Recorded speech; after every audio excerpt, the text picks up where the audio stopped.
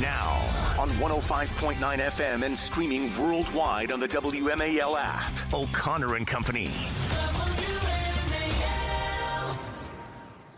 It's 5:07 on this Tuesday morning, 16th day of December. Good morning. Thanks for letting us into your lives on this, well, still cold morning in the nation's capital, but starting to get warmer. Appreciate you coming along for the ride. We got plenty of programming ahead of us. And most importantly, and let's not bury the lead here, Julie Gunlock is with us. May I repeat, Julie Gunlock. Good morning.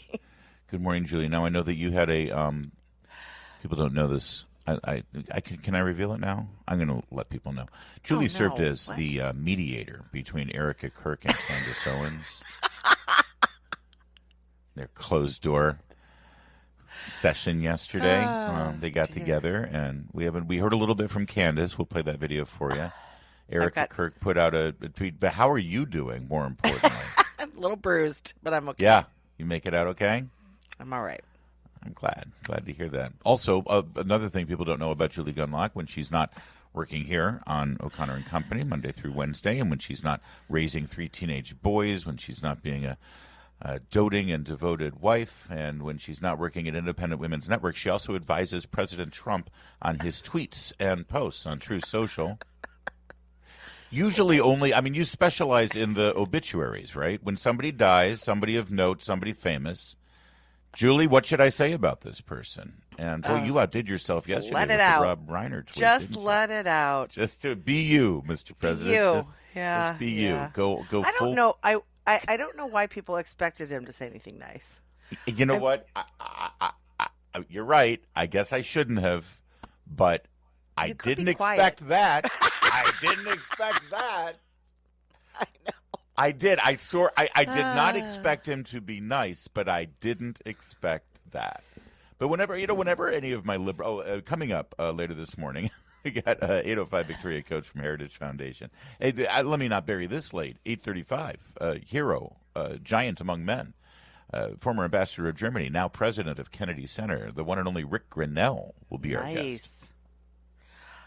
Should we make? You know how sometimes we have something that breaks in the news. And then we decide to ask every guest about that. Yeah, what's today's question going to be?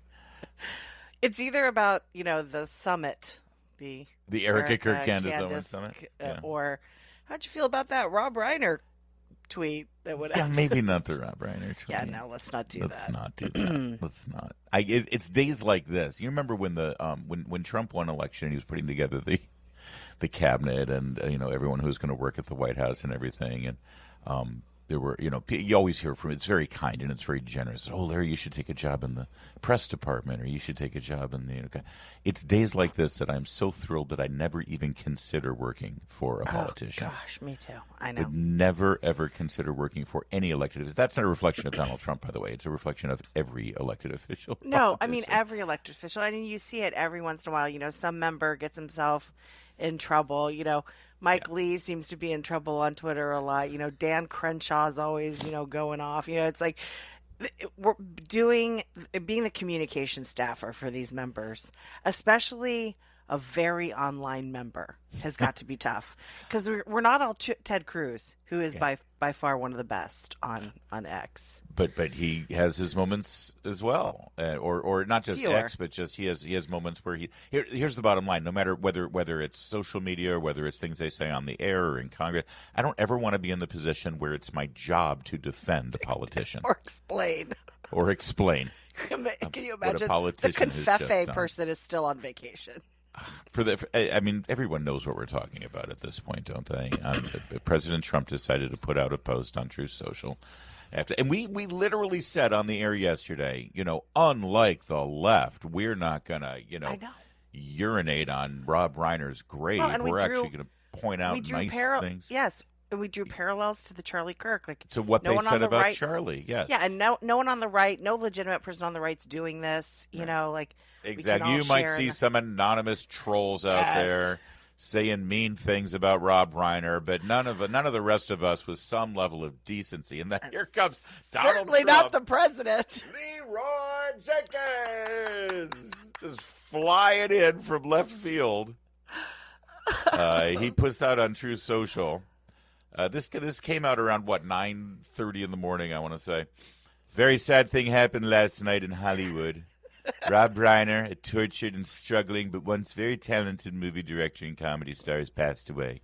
It's like, there you go. So stop right there. There we go. Lonnie and I wish the family the best. Nope, couldn't do that. Together with his wife, Michelle, reportedly due to the anger he caused others through his massive, unyielding, and incurable affliction with a mind-crippling disease known as Trump Derangement Syndrome, sometimes referred to as TDS.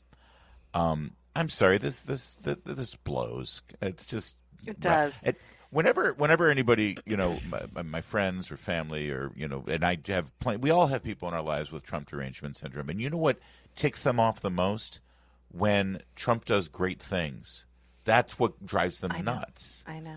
But when he does things like this, and they'll all come and say, how can you defend that? And I don't defend that. It's not my job to defend that. Right. No human being can defend that. But I also remind them, he's from Queens. Have you ever met anyone from Queens? They're all obnoxious. This is what they do. They're vulgar people. Look, I am not here to make excuses either or defend him, but I will say, there's been no demographic crueler to him than his former buddies in Hollywood. Yeah, you're right. These were people who put him in movies, went to his parties, went to his wedding, were besties with Trump, used him when they needed him for financing or this or that, and then they abandoned. But they didn't just abandon him. They joined in and trying to destroy him, and I just think that, to some degree, he cannot rise above it. He cannot be the bigger man. There was a hilarious post on Twitter last night, because you read most of this, and he goes on, he was known to have driven people crazy with a raging obsession with Donald Trump and his obvious paranoia, reaching new heights as the Trump administration surpassed, all goals. Anyway, he goes on and on. It's a pretty hefty paragraph here, and someone on Twitter wrote, it's just the very first line. A very sad thing happened last night in Hollywood. They erased all of it until the very end, where it says, "May Rob and Michelle rest in peace," which is the last line of Trump's thing. It was just those two things would have been enough. Right. But again, I think he is still so angry about how he was treated by that community. I agree. And I refuse to be that guy who, after 10 years of this, why can't the president... No, I'm not going to try to say he is who he is. He is who he is, and I'm not going to lament it. I'm not going to wring my hands. And by the way, let's be clear. Let's just not kid ourselves. If Donald Trump died, Rob Reiner would have said something like that. Rob Reiner would have said something like Trump said about him. I have no doubt in any part of my soul, because Rob Reiner consistently, right up until the last week of his life, called Donald Trump a rapist. Yeah, said that he continues to hold on to the Russian collusion hoax. I mean, that doesn't. I'm not justifying what Trump said. I'm just putting it in perspective. Yeah, I am too. And again, last night, I tried to remember. I was trying to think of this whole situation and remember what they said about him. I mean, there are members of this sort of Hollywood elite who regularly said, he's a pedophile, he's a rapist, he's a convicted. They still say it. They still say it, and failing to recognize any accomplishments. And again, when they say that stuff about Trump, they're saying it about all of Trump's supporters. So, I made a kind of funny comment. I tried to make a funny comment on X. I didn't really approve of the statement, but look, Donald Trump, they wanted to put him in jail for 500 years. They smeared his family. They tried to destroy everything that he has built over the years. The guy's got he's angry, and I get it. So I don't know. I just and yet we still hold out the hope that on the occasion of someone's death, he just keeps it in and doesn't need to say what he says, and he says it anyway. And well, this is what we've been going through for 10 years. James Woods, a lover of the president, a red-blooded conservative, and a movie actor. Well, he had a different take on Rob Reiner's death, and maybe we'll let you hear a little bit of that in a moment. WMAL, making sense of the news. Live from the Home Paramount Pest Control Studios. Home Paramount, the leader in pest control since 1939. Hollywood director Rob Reiner hired James Woods, and James Woods credits him for sort of reviving his career in Hollywood. And he ended up having a really good relationship with the director, even though the two of them could not be further apart, polar opposites politically, which, by the way, sort of, I mean, we say this all the time, right? It's like you can have your passionate political beliefs, but that shouldn't get in the way of your personal relationships. And shockingly, at least from James Woods' perspective, that's exactly what Rob Reiner was able to do. And I say shockingly, like literally, I am shocked. I did not realize they were such good friends. He was on Jesse Waters last night. James, how did you know Rob Reiner? I knew Rob Reiner because at a very, very down point in my career, Rob literally saved my career and really put me back on track in a way that was so important and rewarding in my life. And he really fought for me when the studio didn't want me in a movie. I was 32 years too young for the part, but he really believed that I was right and could do it. It was something that virtually nobody agreed with except one of his partners, Martin Schaefer, who was the head of Castle Rock and, one of the greatest production companies ever. And we did Ghosts of Mississippi together, and I went from really being basically out of a job to getting an Academy Award nomination, and I give all the credit to Rob. And, it's funny, people would have seen, it's impossible to talk about him in the past tense, but I'd be at a party at my friend's house, and people who didn't know that Rob and I knew each other, they'd see us laughing and, kidding each other, and they'd go, "How is it that you and Rob Reiner are friends?" And I said, "Well, what do you mean?" They said, "Well, you're so different in your politics and so on." I said, "Look, let me explain something about Rob Reiner so that you know. First of all, I judge people by how they treat me, and Rob Reiner was a godsend in my life. We got along great. We loved each other. We had more fun together doing a very serious subject. It was a way to kind of get through it. And he was always on my side. But when people would say to me, "Well, what do you think of his politics?" I would say, "I think Rob Reiner is a great patriot." Do I agree with some of or many of his ideas on how that patriotism should be enacted to celebrate the America that we both love? No. But he doesn't agree with me either, but he also respects my patriotism. We had a different path to the same destination, which was a country we both loved. And when people would say terrible things to me on social media about him, I said, "You got it all wrong. And yes, I can see how you can disagree with him, but because you disagree with people doesn't mean that you have to hate people." And what Rob and I could do, Rob and I could sit in a room. I could sit in a room with Sean Penn, by the way. I could sit in a room with a lot of my liberal friends and say, "Look, I think you're wrong about this, this, and this." And they could say the same to me, and we would find a way to work it out. I don't know about you, but and maybe it's because I come from the entertainment world and I have a lot of people like that in my life, not like James Woods. I have very few people like James Woods in my life from that time of my career. I have a lot of people like Sean Penn. I don't know. That's the America I wish we could get to. I don't want to change people's minds. I don't want to convince them and have them all think like me. I just want them to not think I'm evil. And James Woods, I think, and his relationship with those actors, they've been able to do that. And we need to remember that now and then. Yeah, I think it's really easy to smear sort of large groups of people and say, "Oh, people who vote for Trump or support Trump are bad, white supremacists, Nazi, you name it," right? But they knew him. They knew James Woods. They were friends, and they know him, and it's much harder to smear someone or to sort of make generalizations about someone that you know well.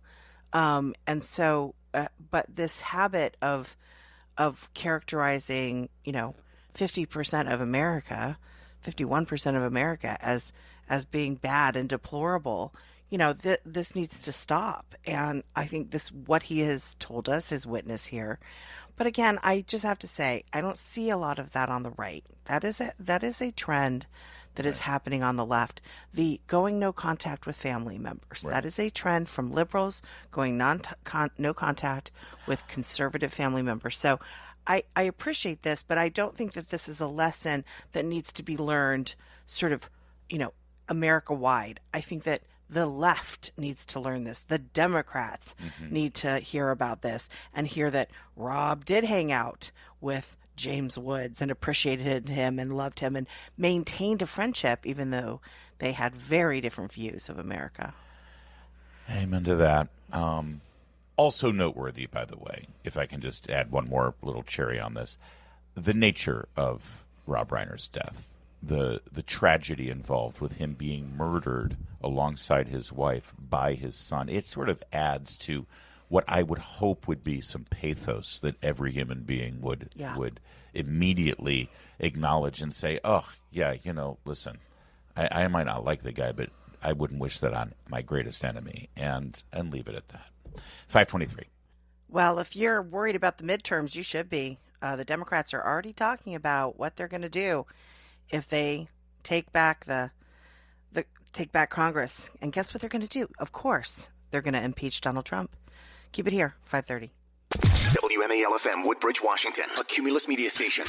Making sense of the news. News Talk 105.9. News now. Now on 105.9 FM and streaming worldwide on the WMAL app. O'Connor and Company.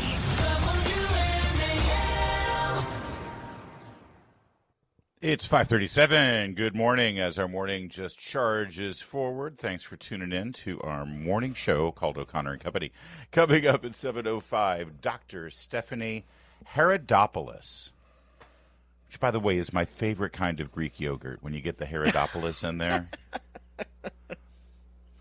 She's the chief of staff and senior advisor in the Surgeon General's office. We're going to talk about the uptick of Lyme's disease. Can I say uptick when I say Lyme's disease? Oh, I see what you did there. Well done. 8:05, Victoria Coates Heritage Foundation about the terror attacks around the world. And then at 8:35, Rick Grinnell will be joining us from the Kennedy Center. It's Larry O'Connor alongside Julie Gunlock. Julie, it's almost 2026. Do you know what that means? I do not.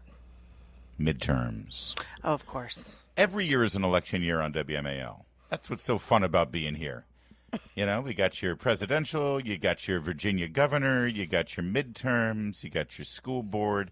It will definitely be a midterm election. And generally speaking, the out-of-party office gains seats. And there aren't a whole lot of seats left to be gained without Democrats getting the majority. I mean, right. Republicans right now have, a 4-seat majority? 3-seat majority, so they don't have to do much. Now, I do want to hold out some hope. Redistricting is still going on. Potentially, the Voter Rights Act will be overturned in the Supreme Court. That would open up a whole lot more districts. Whether that decision comes in time for states in the South to redistrict and build the map a little more beneficial to Republicans' interests, I do not know.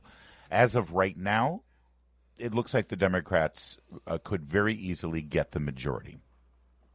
That means, of course, not only will they be able to put a halt to anything that is still left of the Trump agenda, but also we expect them to jump right into impeachment proceedings against President Trump, because that's what they do. And that's all they can do. But here's something that everyone should be concerned about. Because it's like, yes, absolutely, sure, they'll go for their impeachment and we'll all roll our eyes and it'll be a waste of time and everyone's hair will be on fire and we'll get right back to where we were in 2018 when they did it last time. But listen to this. Democrat Representative Mark DeSaulnier was on a podcast talking about impeachment, and they've now upped the ante. You see, if the Democrats win in the House, that means Hakeem Jeffries presumably will be Speaker of the House. Mm-hmm. What happens if they impeach both President Trump and Vice President J.D. Vance together and they're removed from office? What happens? Well, the Speaker of the House becomes president. That's right. Take a listen to Cut 2. Question comes from Peter on YouTube. If enough Republicans resign before the midterms, and if the president is impeached, would the VP also be impeached? Those are separate actions. So if the president was impeached, the VP would replace him. So if everything you said took place, then if the VP was impeached, the speaker, who, if we were in the majority, would be a Democrat, would become president of the United States. I think that's a pretty big reach, but it's possible. It's possible. Not, Peter from YouTube, you're an idiot. No one's ever going to do that. That's insanity. Don't even talk like that. Crazy talk. No. He just casually says, it's a reach, but it's possible.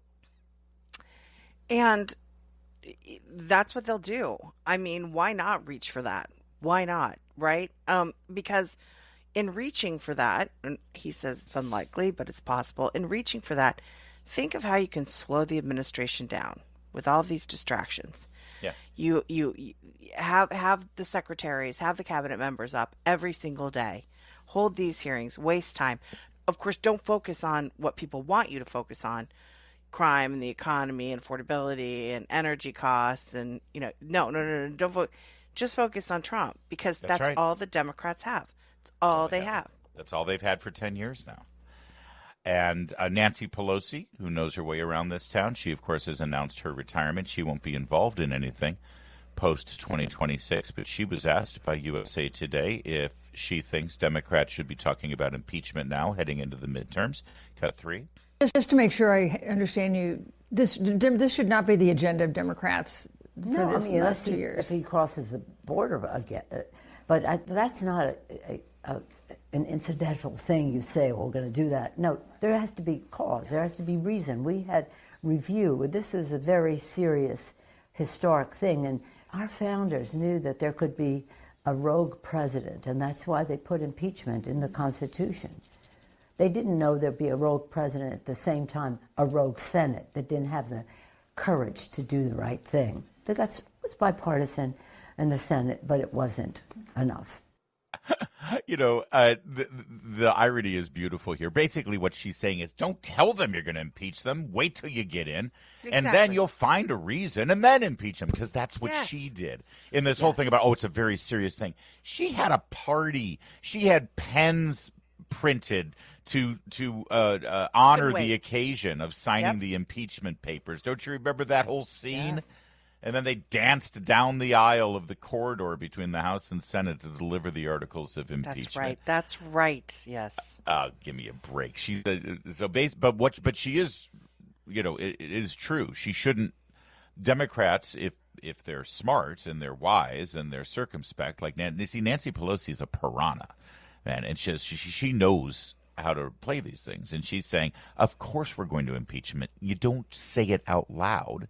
You don't give Republicans something to rally around, but of course they're going to. And now they're raising the specter of the double impeachment so that Hakeem Jeffries can be your president. Yeah, last week there was an interview with someone at the Department of Justice, a sort of career guy at the Department of Justice, and he talked about how it's going to be really hard not to seek vengeance on people within the Department of Justice that have helped the Trump administration. Frankly, that person should be rooted out. They should find who he is. That is incredibly dangerous kind of talk that he's talking about. That's who they are. But they're sitting, they're like cougars. They're just sitting there waiting to pounce. And again, it's really all they have is get Trump. And for a lot of Democrats, that's good enough. As bad as our Congress is, especially when Democrats are in charge, in a moment we'll tell you what happened in the Mexico City Congress. It makes us look like romper room. 544.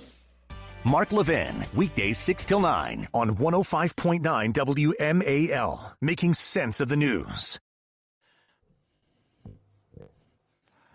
It was a rumble in the jungle down there in Mexico City. This is in the parliament of theirs. I guess they call it their Congress. They were about to vote, or they were in the midst of voting on a piece of legislation.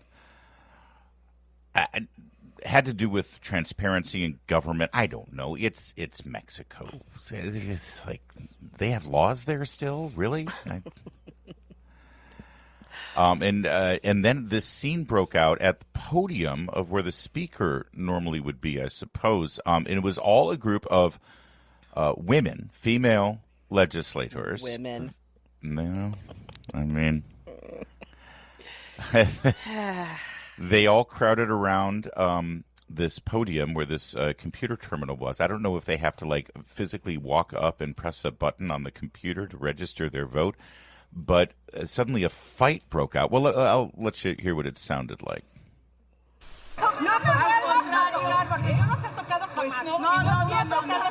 Compañeras y compañeros, por favor, les pido por favor.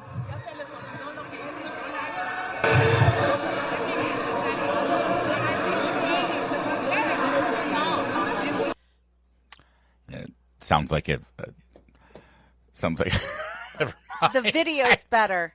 Every single snide joke that I was about to. I just filtered myself four times. Done. Every single one of them was going to be a career ender. The video is important. They were hilarious, but career enders. And yes, thank you, Larry.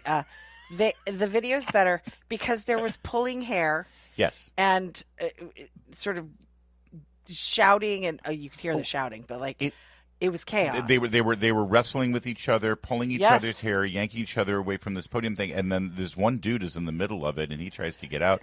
They wrap him up in fact. It looked like Black Friday at Walmart in San Juan, Puerto Rico. Everyone's going after the last Cabbage Patch Kid or something. Not great. A little bit embarrassing, I would say. So the way it is described is a group of women legislators. It is. I mean, I'm sorry. I know you just women. It is. There were a bunch of women. I'm sorry. I'm sure we've seen videos of male congressmen in foreign countries doing this stuff too. But in this case, it was all women. In the Congress of Mexico City were involved in a physical fight on December 15th. Cameras broadcasting the brawl live as they pulled each other's hair and traded blows. My. The fight broke out after a group of women from the right-wing National Action Party approached the legislature's main podium in protest against a rule they alleged had been broken by the leftist Morena Party, which has a majority in the legislature. The debate involved reforming the city government's Transparency Oversight Agency. A video from the incident shows at least 5 lawmakers from both parties arguing intensely, with members elbowing, slapping, and pulling each other's hair as Morena lawmakers attempted to physically remove the PAN members from the podium despite their refusal to move. It didn't help that they were all wearing those Mexican wrestling masks. I mean, they were there. They were looking for a fight. We took the podium peacefully without touching anyone, and then the decision made by the majority legislative group and its allies was to try and regain control of the board through violence, said Mr. Andres At least he admits it. For the PAN representatives, told a press conference. Ms. Daniela Alvarez, one of the PAN lawmakers who approached the podium, told reporters, not only is it vulgar, not only is it aggressive, but it is also lamentable that this is the majority governing party for this city. After the fight, the PAN lawmakers left the chamber, and the Morena majority resumed the debate without the opposition party present, according to reports posted to the Congress of Mexico City's social media accounts. And, here's the thing. Hakeem Jeffries has been known to don a sombrero and a Frito Bandito mustache. It's just amazing. So this could very well be what it looks like if the Democrats regain majority in the House of Representatives. It could be, but it is amazing. Here comes Senor Speaker! It's just a real mystery why they all want to come here. Exactly. The new argument from people like Jasmine Crockett and Chuck Schumer is, if we close the border, who will do the fighting in Congress for us? These are fights that Americans are not willing to engage in. The Democrats love the Mexican Assembly or whatever it's called because it makes them look normal. Well, that's relatively. Right. Somewhat. I mean, that's what these women, this is their version of the squad. But Jasmine Crockett is going to be totally inspired by this. Oh, of course. And she's going to go up there and she's going to elbow and slap and pull hair. It's going to happen. What will she be wearing? Fake eyelashes. That's it. This does so. I mean, again, I think it needs to be pointed out. These were women who did this. Are you concerned? Does this make women look bad when they hold political office and they behave this way? I mean, add it to the list of things that make women look bad. For God's sake, The View. Are you aware? Are you aware? We have a television show of idiots. Noted. It's 5:53.